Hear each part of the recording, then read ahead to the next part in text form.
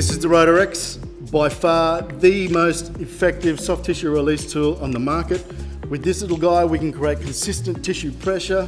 We get real-time tissue shear to restore the sliding surfaces. This thing's an absolute beast. Let's take you through it.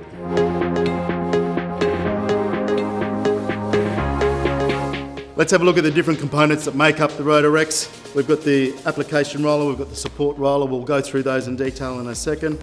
If I turn it around, we've got these handles. And you can see if I open these handles up and I twist them, it closes the space down between the rollers, which gives us a really neat opposing force needed for a good consistent pressure when we're working through tissue.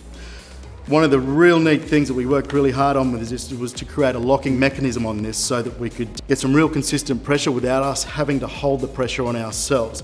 And that comes in the form of a ratchet that we put at the top here. To put the locking mechanism on, with my thumb, I just click that into place, 1, 2, 1, 2, and now it's locked into place. And the way to unlock it, very simply, you can do it with 2 hands or 1 hand, I'll do both. So we can hold the handle there, undo the locking mechanism, and it'll just come undone.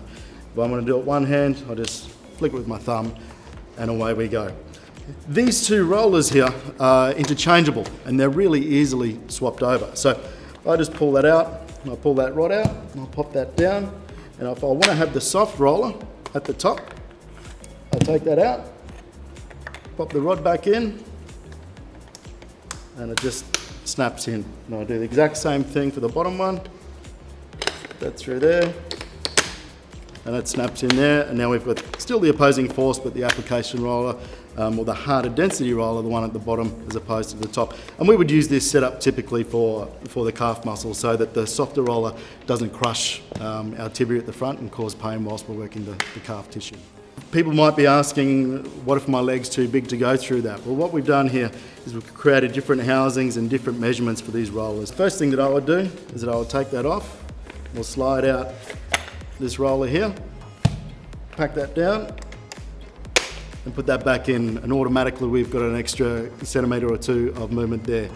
Now, interestingly, the roller in through the top here, which we call the application roller, is the same density as the outer one. A nice firm density to create good tissue pressure. If we need some more space as well, we can do the exact same thing. We just snap it out at the bottom, push that through, snap it back in, and now we've got more room again.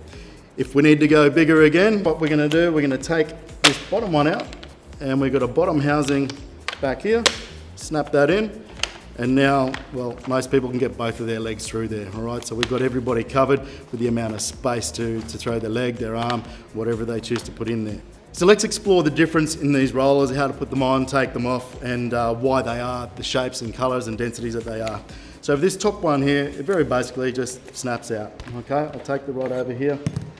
And as we discussed before, we've got 2 separate rollers, but they're the same density.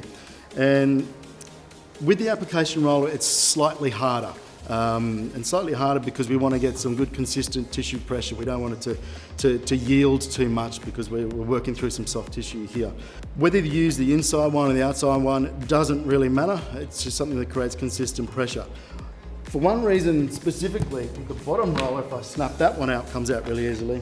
This is a much softer density for the one reason that when we're working the calf tissue, with this device we get such a great opposing pressure. If we have a hard consistency here, we're going to sort of crush that tibia a little bit and it'll be very uncomfortable at the front. So we've made this nice and soft to fix that problem.